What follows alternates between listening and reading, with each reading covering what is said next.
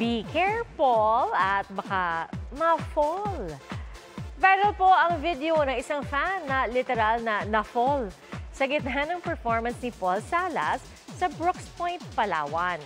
Matapos magpa-picture ng isang fan, nagpatuloy sa pagkita si Paul at kinuha ang upuan. Pero upuan pala yun ng fan, kaya natumba siya pagbalik po doon. Ang paliwanag ni Paul, madalas niyang gawin ito kapag nagpo-perform. At nakausap din niya ang fan na si Katrina Lopez na hindi raw inaasahan ng pangyayari. Pero napasaya raw sila ng aktor. Unang-una madam, sorry. Hindi ko napansin talaga. Kaya mga kapuso at nakutigil na yung pangbabash din sa amin dalawa. Magdadala ako ng upuan the next show para wala nang, di ba, wala nang casualties, kumbaga wala nang maapektuhan.